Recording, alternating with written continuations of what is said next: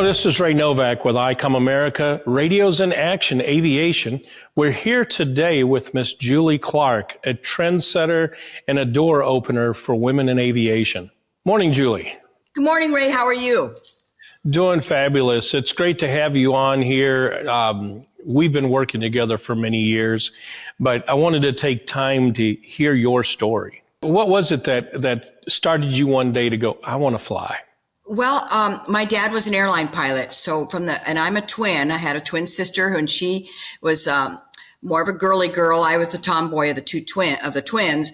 But I just, when I realized that my dad flew airplanes, I just thought that was the coolest thing in the world. And in the San Francisco Bay Area, he was one of the starters of what was Southwest Airways, became Pacific Airlines, and he was one of the first original 30 pilots that formed the airline back in 1947, and they were known as the Dirty 30. But anyway, so when he had day trips, and we lived in the San Francisco Bay Area, just south of San Francisco Airport, in the little town of San Carlos, I asked if I could go on trips with him. Then started when I was about 7 or 8 years old. And my mom, at first she was hesitant, you just be, and back in those days, we had to wear a dress and little dresses. And my dad would put me in the baggage compartment of the DC-3 or then the Martins and then the F-27s. And then he'd come get me after he got the paperwork. So he basically was sneaking me up there in the cockpit, but the co-pilots all knew him. And plus, not only that, he was chief pilot of the airline. So he kind of got to do what he wanted to do. He didn't have too many people questioning what he was doing, huh? Exactly. Yeah. So he just saw that I was just so enthralled with airplanes, and my twin sister and I shared a room, and my half was all airplanes and posters and models, and hers were all dolls. And I never played with dolls. I never liked dolls. That was how my interest really became. I just knew I wanted to not be just a pilot. I wanted to be an airline pilot. But again, this was in the 50s. So I didn't realize that come the 70s, when my quest was ready to start, that women were not in the flight decks yet. How challenging was that? Very challenging. In fact, the title of my book is called Nothing Stood in Her Way, Captain Julie Clark. And it was very challenging. They would hang up on you. That was the beginning of a challenge that I never knew was going to take years, really, because by the time I got hired with the airline, I had a jet typewriting. I had 3,800 hours. Most of it was turboprop. Had flown for a little commuter airline called Golden West Airlines before I got on with the major carrier. And that was in 1976. And that was just a major, big deal for them. And it took me 9 months to finally go through all their channeling, where all these guys that were in my, you had to pay for your own training on the Twin Otter as far as the paper, the bookwork went. I had to go to Toronto, took out a loan, and went to the de Havilland School for the DHC-6 Twin Otter. And then most of the guys that were in my class that were, up in Toronto that were trying to get on with Golden West, they got hired right away. And it took me 9 months to calling them back. And I'd say, hey, this is Julie Clark. They say, hey, it's the girl from San Joaquin. When do you want me to tell her? I didn't even have a name. I was just known as the girl from San Joaquin, and I'd been flying for the Navy as a civilian flight instructor. And then I got a job flying incubator babies for Valley Children's Hospital in Fresno. But, I had all the flight time. They just didn't want to break that one glass ceiling and let me in. And finally, on my final interview, I flew down there, got to actually fly the Twin Otter down for the first time, took a check ride, went out over Catalina Island, did all these holding patterns, then shot all these approaches into LAX. And so I get on the ground, and he said, and I'd already cut my hair. They'd asked me to cut my hair, and I took it from being very longer to shoulder, chin length, and that wasn't short enough. They wanted it up and over the ears, so I did that. My husband wasn't real thrilled about that, but I just did. And so now I come back from this little check ride, and he said, well, I guess the hair looks okay. And so I'm thinking, oh, good, I'm probably going to get hired now. But then he says, there's still one problem that we have here. And I just was so exhausted. I said, Captain August, what is it? And he said, well, we don't have a door on the men's room as you walk through the ramp office at LAX to meet your crew, get the weather, and get ready to go. And I literally stood up on his desk. You know how we all do things, you go, oh my God, You look back now and going, what was I thinking? Yeah. And so I stood up and I said, and I used the expletive, I said, I'll buy you a golf dog door if you'll just hire me. And I sat down, I said, I am so sorry. I'm just so frustrated. This has been a long haul, and I'll buy the door and I'll fix it. I'll install it myself. And he looked at me and goes, I like your spunk. When can you start? And so I literally said to him, I could have started 9 months ago. So not that way. But anyway, that was a Friday and I was in school on Monday and I flew for them for about a year. And then I finally got on with the major airlines. And the same day that I got hired with Hughes Air West, I got a telegram from Western that I'd also gotten a job. So we were finally starting to break the door down there, and women were getting hired, but not very many of us. We actually formed a organization called ISA, and we all know what that stands for in weather terms. But we had to stand for International Society of Women Airline Pilots, and the 21 was for the original 21 women hired in the United States. We all met in Washington, D.C. We met in Las Vegas to form the organization. Then a bunch of us went to Washington, D.C. to meet with the FAA and kind of figure out how they were going to handle women in the flight decks and, just how to handle how we're going to carry on. And that was all in 1970. I was hired in 77, and this all happened in 78. And so I'm a charter member of that. Wow. I mean, the history of that, but I tell you that I remember my first time meeting you, and it was almost that same experience where you just walk into our booth and you tell us, I'm Julie Clark, I do this. And I don't know if somebody just kind of rolled their eyes in disbelief, but you set us straight real quick. And I guess, and I'm not I'm not real assertive when it comes to talking about myself. I may be assertive if we're in an emergency and I'm in the cockpit and I'm in the left seat, then we've got to get this job done. But I'm not one to really declare anything about myself. In fact, I'm actually pretty introverted, and I just don't say much unless I'm asked questions, because I've seen a lot of other people that are a little bit more out there. It wasn't quite like that. It was just the pure passion of being an aviator, an aerobatic aviator. That's how I met you. Oh, and yes. then, I mean, I was at Oshkosh many years ago, and it just has evolved from that. Learning more and more about you has just been so fascinating. Yeah, a lot of people in the air show business never even realized I was an airline pilot. So we started incorporating that, of course, into my narration. And a lot of people don't, we'll probably get into the story, what happened to my dad. And so many people said, oh, I didn't know that happened to your dad. But I mean, I didn't want that to define who I am.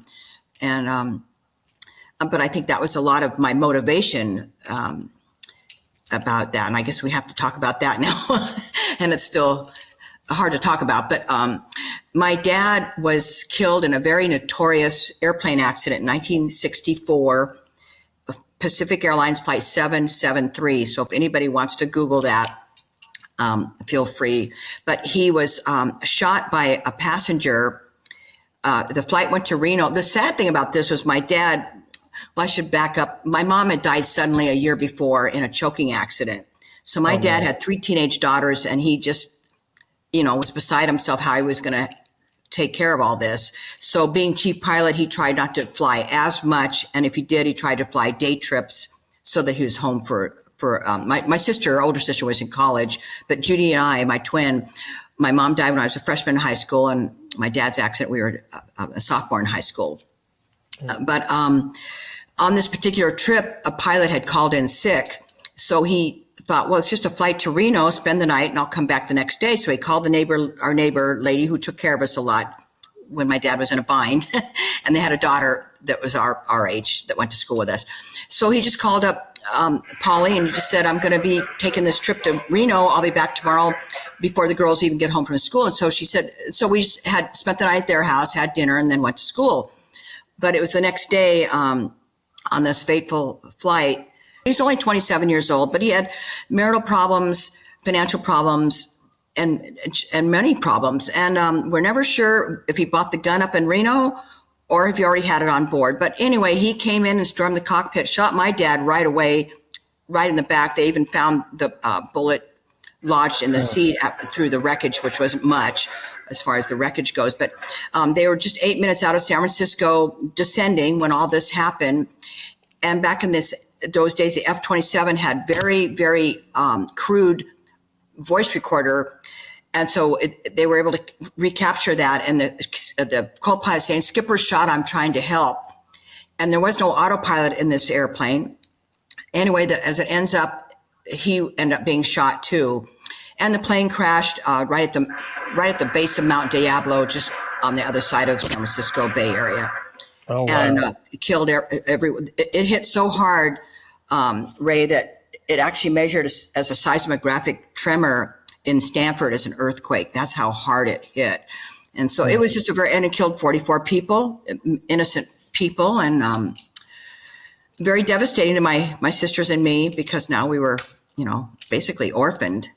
And my aunt and uncle came down from Minneapolis area. That was my mom's younger sister. And we got through high school, and then I got to go to college, luckily on a hardship scholarship through Bank of America. And that's the story. But I have to say, from that point on, I kind of always wanted to be a pilot. But then at this point, I wanted to be not just a pilot. I wanted to be an airline pilot. I wanted to kind of follow in my dad's footsteps. And I was so hooked on flying, even though I was only 15 years old. Wow. I could not imagine what that would be like. And your dad trying to do everything he can to be there for you girls every night. Right. Yeah. My mom and dad actually had a really good marriage. And I say that only because it seems like so many marriages of today don't last. They would have lasted through our growing up, I'm sure. But it was a very devastating time. And I still remember my twin sister, and I remember I was so upset, and we're young girls now, but she said, "Well, at least mom and dad are together now." And I remember saying to Judy, "How can you say that? How can you say that? Now we don't have either one of them." I was just so upset over, we were a church going family every Sunday. And, I kind of turned away from God for quite a while because I just felt like he just devastated our lives. It was a really hard deal to deal with. And we had lots of neighbors who helped take care of us. But once I got out of high school, I went to college, and then I never lived at home again. And that is one of those sad things. You get frustrated. My mom passed away when I was 16, and she was my light. She was my guidance. But I look back at everything today, not realizing things back then. The fact is, a door closes, another one opens. It's up to you whether you walk through it or not to try to make the better of all of it. And here we are today. You've flown many passengers successfully, and many hours, and you've done a lot of air shows. And the people, the women in aviation that you open the door for, it's just incredible what you've been able to do.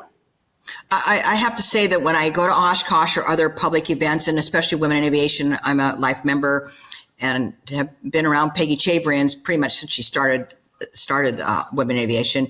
So I did a lot of panel speaking. They published my book, Women in Aviation International. And so many women come up to me all the time and said, "Oh my God, you're Julie Clark. Oh, I want to thank you so much for opening the doors for us." So I do get that a lot from these young girls, because now there's so many women out there in the military, flying for the airlines, really accomplished military astronauts as well, that are very accomplished women. And it's nice to think that maybe we did open the doors, we 21 of us, of which we've already lost 4, but just because we're all old now. So, it's kind of a deal. So one of the other things that I wanted to cover was you've done 50 years in a T-34. Yes, isn't that? Yeah, I actually flew my first T-34 in the Navy in 1974. So it's 50 years right now. And then I bought my own T-34 2 years later on a bid. So in 2 years, we'll be celebrating. And I've never owned anything for 50 years. Not a husband, not furniture. Yeah.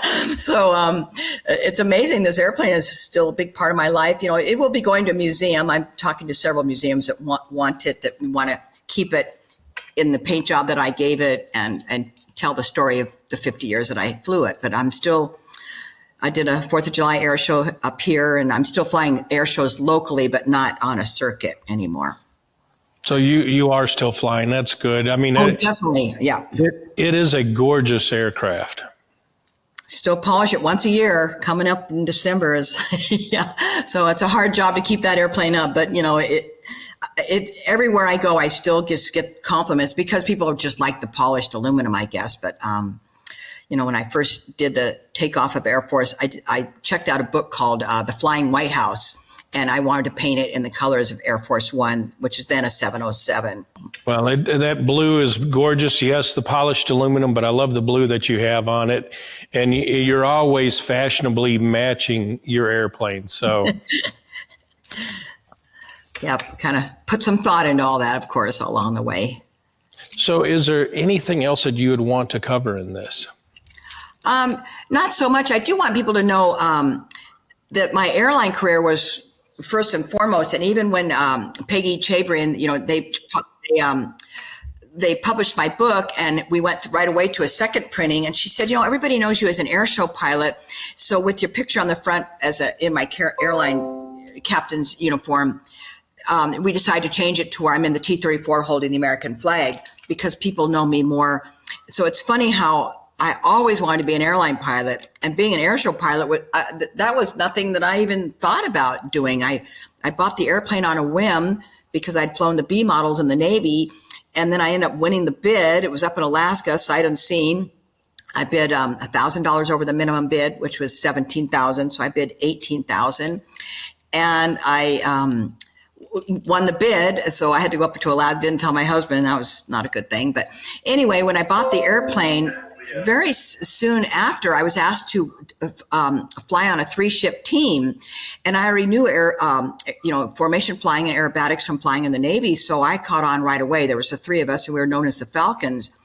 But one guy was very wealthy, and the other guy was a beer distributor. And one never wanted to practice, and he just was always traveling. And so I decided to go solo. My first air show was 1978 with them, and in 1980 I went solo.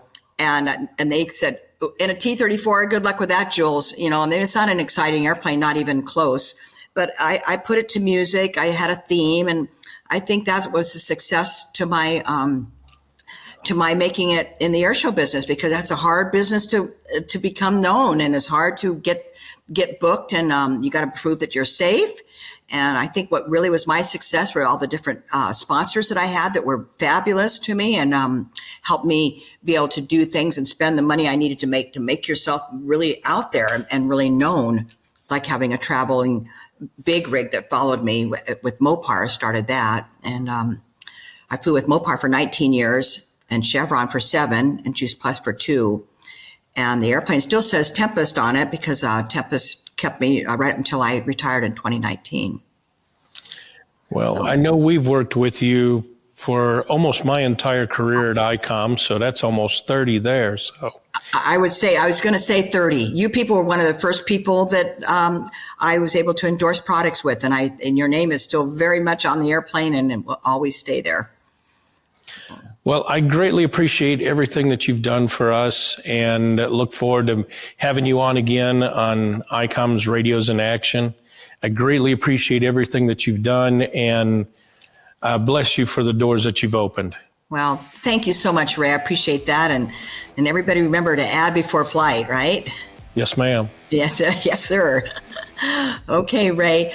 Well, thank you so much.